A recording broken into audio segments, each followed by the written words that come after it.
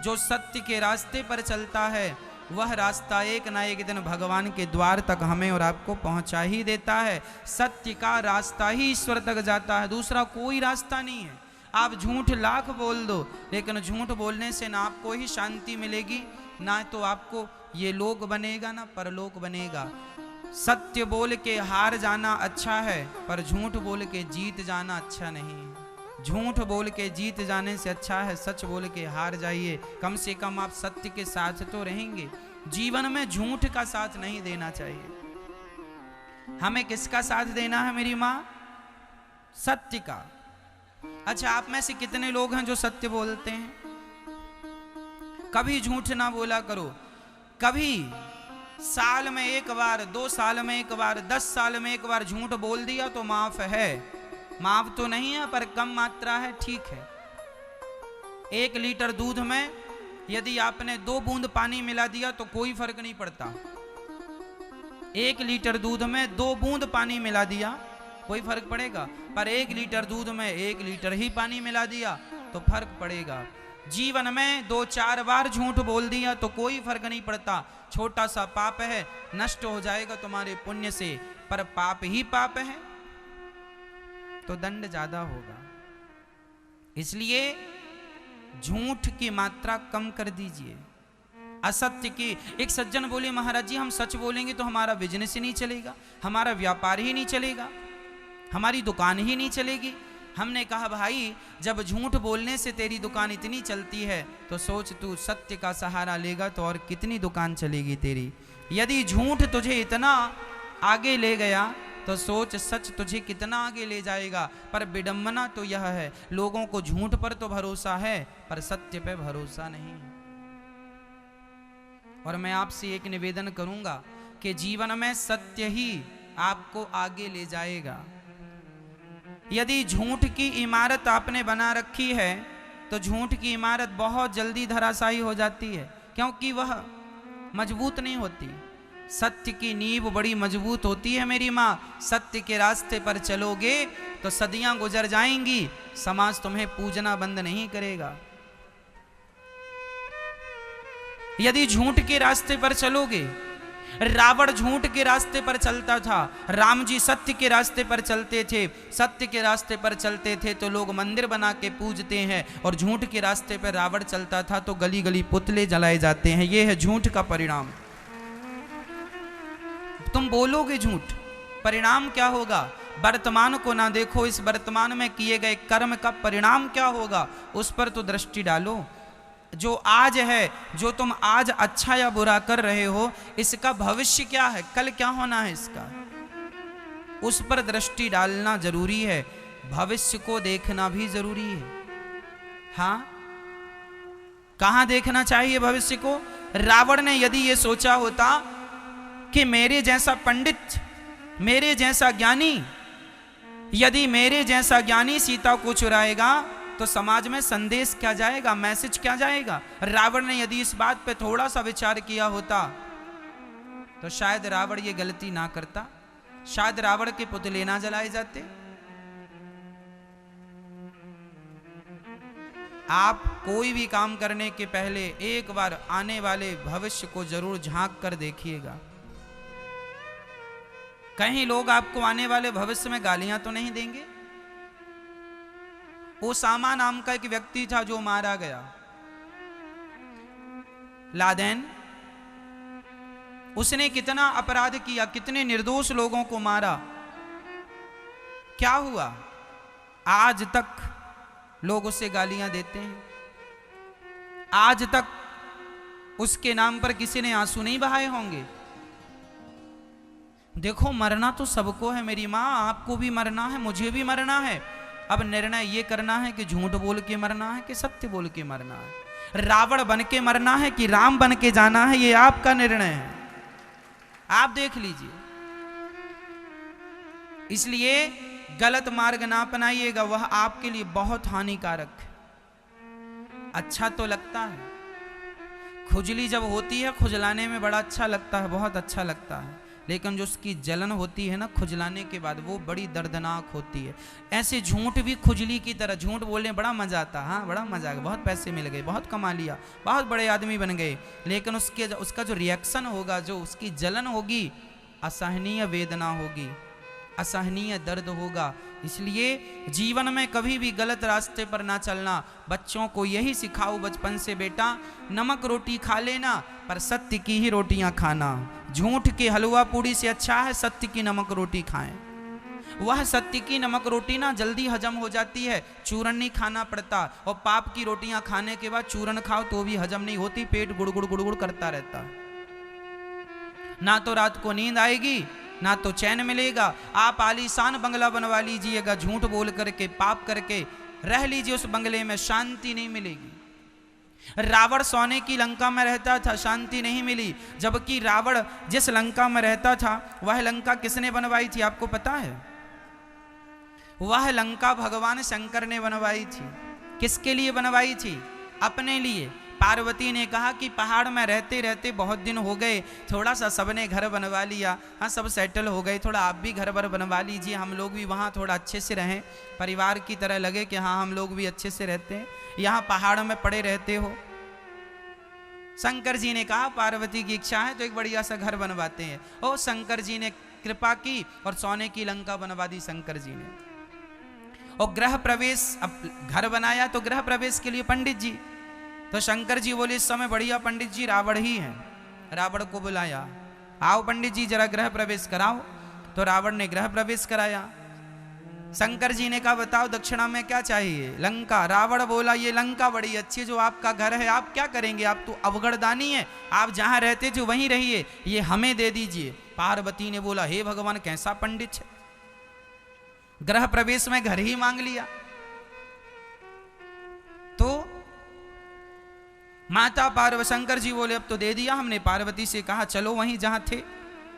पार्वती जी ने श्राप दे दिया, मूर्ख इतना लालची है तू, जा दूसरों के घर में कब्जा करता है, रहेगा जरूर इस लंका में पर तुझे शांति नहीं मिलेगी। जिस दिन से रावण लंका में शिफ्ट हुआ अपना सामान लेकर, उस दिन से रावण उस लंका में सुखी नहीं रहा।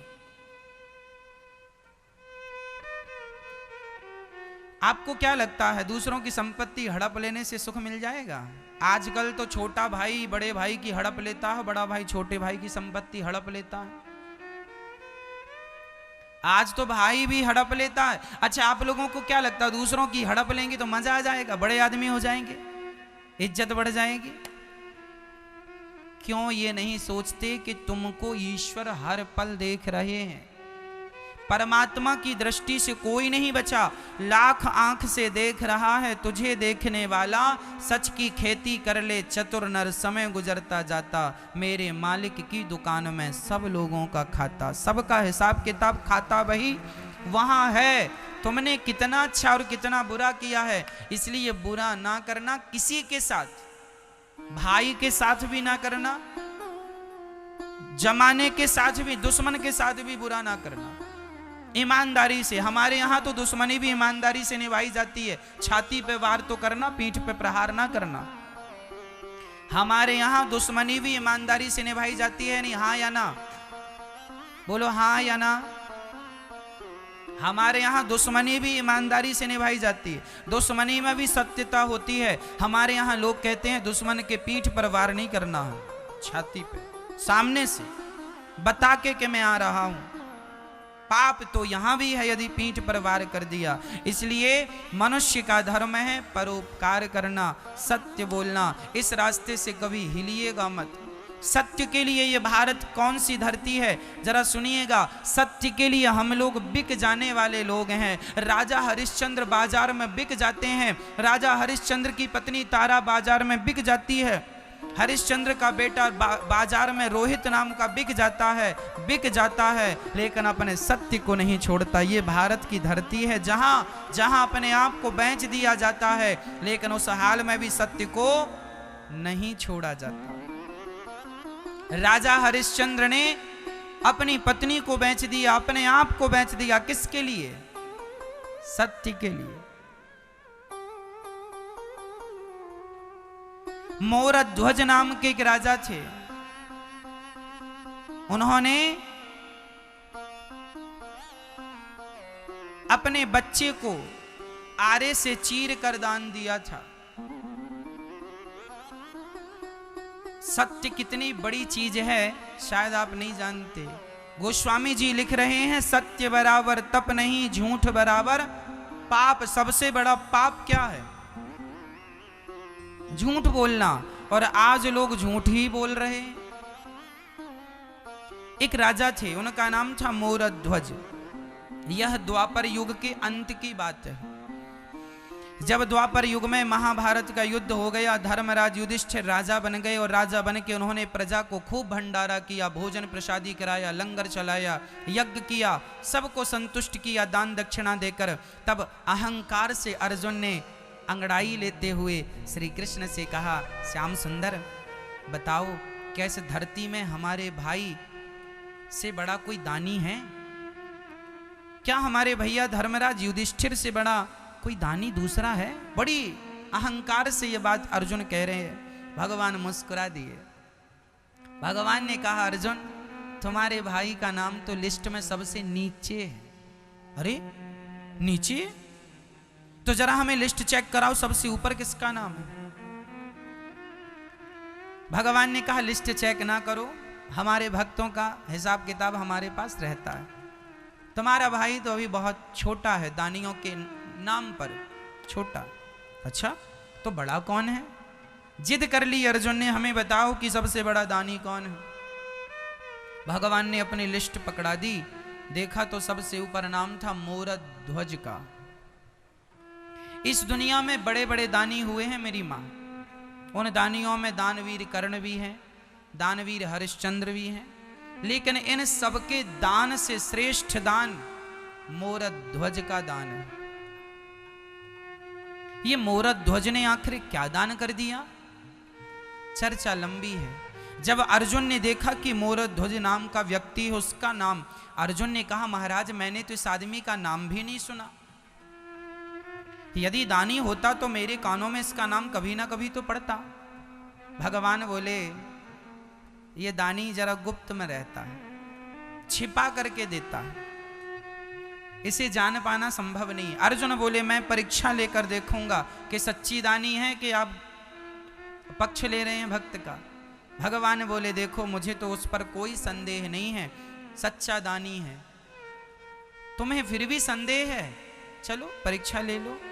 अर्जुन, कृष्ण और यमराज जी को बुलाया गया। अर्जुन और कृष्ण ने ब्राह्मण का रूप बनाया, यमराज को शेर का रूप बना दिया। शेर बन गए, बूढ़ा सा शेर बन गए यमराज जी। अर्जुन और श्री कृष्ण पंडित जी बन के गए। भिक्षाम देही, भिक्षाम देही। मोरध्वज के दरवाजे में जाकर जब भिक्षा मांगी, मोरध्वज निकल के आए। ब्राह्मण देवता आए हैं, देखो घर में ब्राह्मण आए तो बड़ा सम्मान किया करो, बड़ा आदर किया करो, ना जाने किस रूप में नारायण मिल जाए, है ना। सम्मान किया मोरध्वज ने, चरणों को पखारा, चरणों को धोए, चरणों को धोकर बिठाया, आरती उतारी, पूजा की। और मोरध्वज ने कहा, महाराज ये बताइए आपका आगमन क्यों हुआ है? मैं आपकी क्या मदद करूं, क्या सेवा करूं, बताइए। ब्राह्मणों ने कहा, राजन आज हमने सुना है तुम बहुत बड़े दानी हो। अच्छा, मोरध्वज का नियम था कि पहले जब तक किसी को दे नहीं देते थे तब तक वह अन्न भी ग्रहण, जल भी ग्रहण नहीं करते थे। दान देकर ही वह कुछ खाते और पीते थे। आज ब्राह्मण आए हैं, क्या देना चाहिए? जो आप मांग लेंगे सो दे देंगे। अच्छा, तो फिर एक काम कीजिए ना। ब्राह्मणों ने कहा, यदि देना हो तो हाथ में जल लेकर संकल्प लो। ऐसा तो नहीं कि हम मांगे और आप मुकुर जाओ, इसलिए पहले संकल्प। अच्छा, मोरध्वज ने कहा, जो मैं कह देता हूं वह करता हूं, प्राण जाए पर वचन न जाए। आपको फिर भी यकीन नहीं है तो एक काम कीजिए, ये रहा संकल्प। हाथ में जल लेकर के संकल्प कर दिया, जो आप कहेंगे मैं दूंगा। संकल्प छूट गया। अब ब्राह्मणों ने कहा मोरध्वज आपने संकल्प दे दिया है, जो मांगूंगा दोगे। मोरध्वज ने कहा मेरा शीश मांग लोगे, शीश दे दूंगा, राज्य मांग लोगे, राज्य दे दूंगा, जो मांगो दे दूंगा। ब्राह्मणों ने कहा ना तेरा शीश चाहिए, ना तेरा राज्य चाहिए, फिर क्या चाहिए? कह दिया ब्राह्मणों ने महाराज मेरा शेर बाहर खड़ा है, महीने भर से भूखा है, बूढ़ा हो गया है, दांत गिर गए हैं, कुछ खा नहीं पा रहा है, उसके लिए जरा से मांस की व्यवस्था कर दीजिए, मांस दे दीजिए। मोरध्वज ने कहा बस इतनी सी बात? अरे मांस चाहिए, मैं अपना मांस देता हूं, आपका शेर कितना खाएगा? देखो मांस, राजा में आपका मांस नहीं ले सकता, आपका मांस जरा कड़ा हो चुका है, बूढ़ा शरीर है आपका। मैंने सुना है आपका एक छोटा सा बच्चा है। अच्छा, मोरध्वज का एक ही बेटा था, नाम था ताम्रध्वज। अभी केवल 6 साल की आयु थी, 5 से 6 साल का बालक था, छोटा सा था। बहुत पूजा पाठ करने के बाद, बहुत प्रार्थनाएं करने के बाद विधाता ने यह बेटा दिया था। ब्राह्मण कह रहे हैं कि आप अपने बेटे का मांस हमारे शेर को डालो, शेर बूढ़ा हो गया है, दांत टूट गए हैं, तो वह कड़ा मांस नहीं खाता, बच्चों का मांस जरा कोमल होता है, तो बच्चे का मांस दीजिए। पर शर्त एक और है। क्या शर्त है? बोले हमारे शेर के दांत नहीं है तो वह मांस फाड़ नहीं सकता, तो आपको ही अपने बच्चे के टुकड़े टुकड़े करने होंगे, आपको बच्चे को फाड़ कर देना होगा, क्योंकि वो तो फाड़ नहीं सकता, उसके तो दांत टूटे। अब तो मोरध्वज के पांव के नीचे से जमीन खिसक गई, परंतु वचन दिया था। मोरध्वज के सामने सबसे बड़ा संकट यह था कि यदि मैं बेटे को जबरदस्ती पकड़कर मार डालता हूं तो बाल हत्या लगेगी, किसी को भी मारना हत्या है। यदि मैं बच्चे को मार देता हूं तो हत्या लगेगी, और नहीं देता तो जो मैंने वचन दिया है वचन मिथ्या हो जाएगा। धर्म संकट में पड़ गए मोरध्वज। तभी उनका वह नन्हा सा बालक 5 वर्ष का दौड़ा दौड़ा आया, पिताजी मैंने सब सुन लिया, आप यही सोच रहे हैं ना कि मेरी मर्जी है या नहीं? पिताजी ये लो मैं खड़ा हो गया।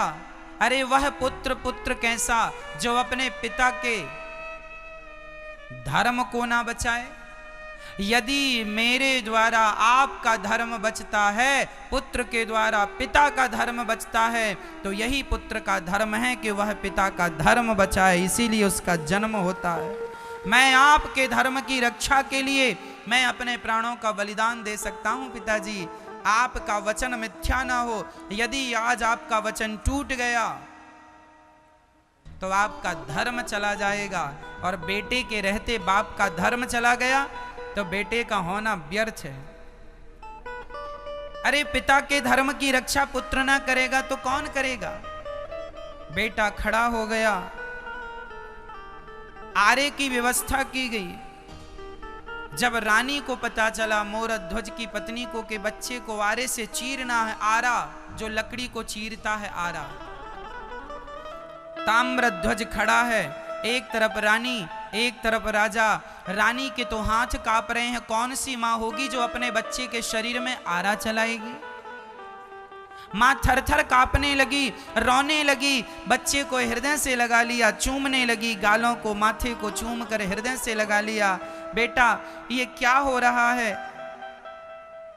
तब ब्राह्मणों ने कहा देखो देवी, समय कम है, शेर भूखा है, जल्दी से आरा चलाओ, यदि तुम अब आंसू बहाओगी तो हम यहां से चले जाएंगे, और हम चले गए तो इनका दिया हुआ वचन मिथ्या हो जाएगा।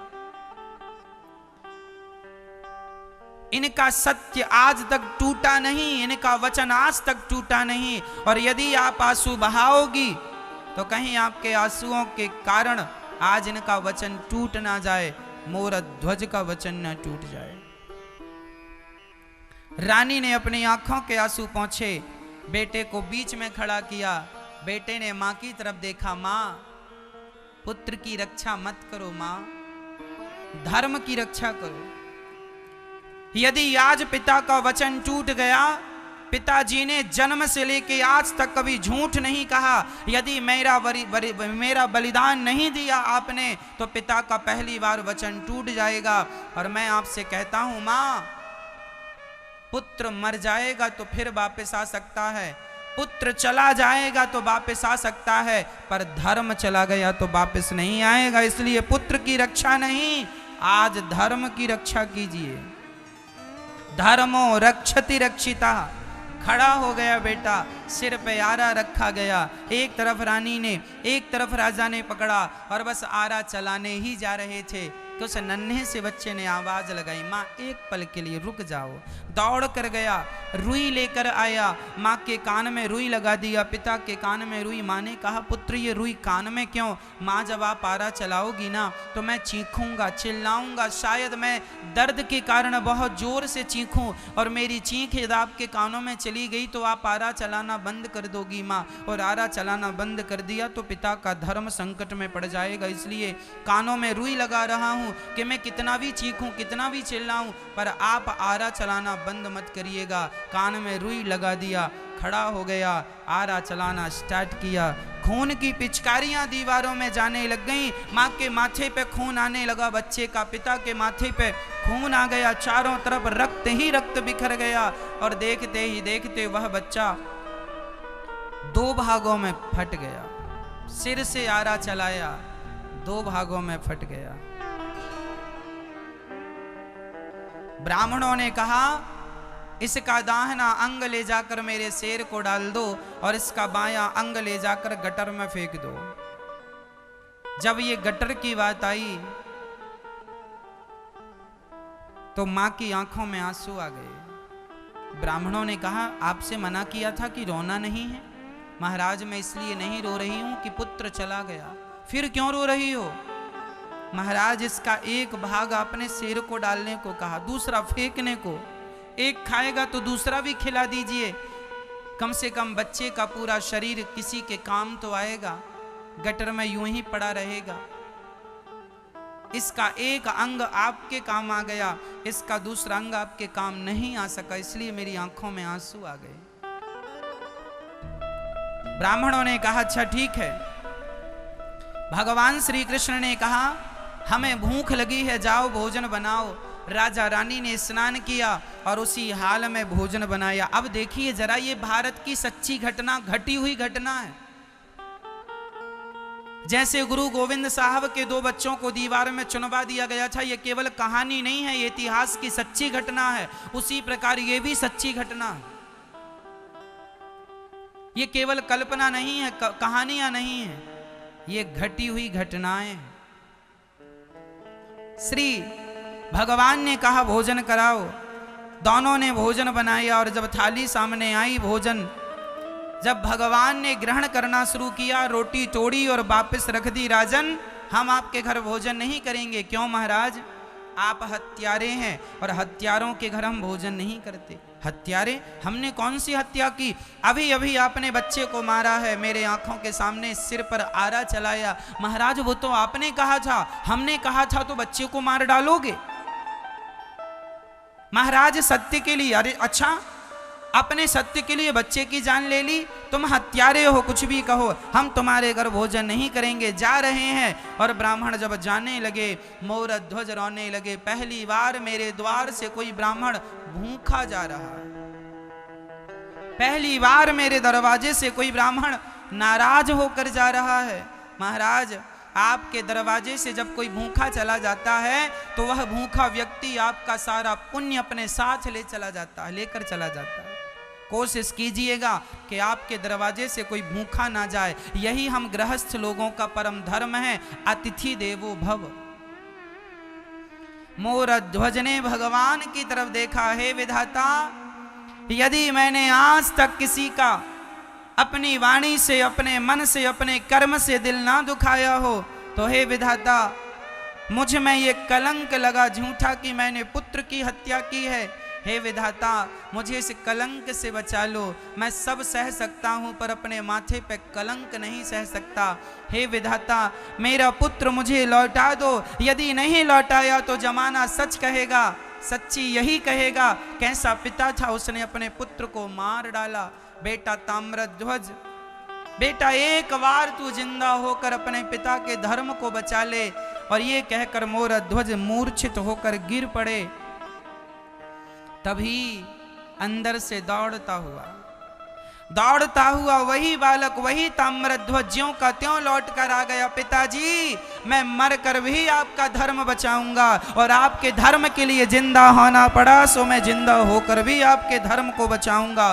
दौड़ कर आ गया और अपने पिता के हृदय से लग गया। पिता ने देखा तो ना वहाँ कोई शेर था ना कोई ब्राह्मण थे, वहाँ तो भगवान श्री कृष्ण खड़े थे और अर्जुन आंखों में आंसू लिए खड़े थे। अर्जुन मोरध्वज के चरणों में गिर पड़े, महाराज क्षमा कर दो, सच्ची कहा था भगवान ने कि आपके जैसा दानी कोई नहीं है। अरे धन का दान बड़ा नहीं है, शरीर का दान बड़ा नहीं है, अपना माथा भी अपना सिर भी काट के चढ़ा देना बड़ा नहीं है, लेकिन अपने पुत्र का दान, अरे पुत्र का दान करना भी बड़ी बात नहीं है। पर पुत्र का दान इस प्रकार आरे से चीर कर कोई पिता दे सकता है तो केवल मोरध्वज हैं। मोरध्वज की आंखों में आंसू आ गए। भगवान से कहा प्रभु आप हैं, क्या आपको मुझ पर विश्वास नहीं था कि मैं आपके कभी सत्य को टूटने नहीं देने वाला हूं? भगवान ने मुस्कुराते हुए कहा मोरध्वज यदि मैं जमाने से कहता कि तू सबसे बड़ा दानी है, तुझे कोई दानी नहीं स्वीकार करता, पर आज तूने सिद्ध करके बता दिया कि तेरे जैसा दानी ना भूतो ना भविष्यति, ना हुआ था ना कभी होगा। इसलिए मोरध्वज का नाम दानियों में सर्वश्रेष्ठ दानियों की लिस्ट में इनका नाम। अपने बच्चे को आरे से चीर कर दे दिया, लेकिन धर्म को नहीं जाने दिया, सत्य को नहीं जाने दिया। अब यहां मैं आपको एक सारांश सुनाता हूं। मोरध्वज ने किसकी रक्षा की? धर्म की। मोरध्वज ने किसकी रक्षा की? और धर्म की रक्षा जब उन्होंने की तो उनका मरा हुआ बेटा जिंदा हो गया कि नहीं? मरे हुए बेटे को जिंदा किसने किया? जब आप धर्म की रक्षा करते हैं तो वही धर्म जिसकी आपने रक्षा की वही धर्म आपकी भी रक्षा करता है। धर्मो रक्षति रक्षिता। यदि आप धर्म की रक्षा नहीं करेंगे तो धर्म भी आपकी रक्षा नहीं करेगा। सत्य की रक्षा आप करेंगे तो सत्य भी आपकी रक्षा करेगा। इसलिए सत्य के रास्ते पर चलना है। ये भारत वही भारत है, ये मिट्टी वही मिट्टी है जहां सत्य के लिए मर गए, मिट गए, लेकिन सत्य को नहीं जाने दिया। इसलिए प्रार्थना करता हूं 1000, 2000, लाख, 2 लाख, 10 लाख के लिए झूठ ना बोला करो। 10 लाख भी तुम झूठ बोल के कमा लोगे तो 10 लाख 10 दिन में खत्म हो जाएगा, लेकिन जो झूठ बोल के 10 लाख कमाया है वो 10 जन्मों में भी खत्म होने वाला नहीं। वह झूठ का परिणाम मिलेगा और वह दंड भोगना पड़ेगा। पैसे खत्म हो जाते हैं मां, पर पाप खत्म नहीं होता। पापों का दंड तो हमें भोगना ही पड़ता है। बच्चों को सिखाइए कि वह झूठ ना बोला करें, असत्य ना बोला करें, सदा सत्य का सहारा लिया करें, आश्रित सत्य का आसरा लिया करें।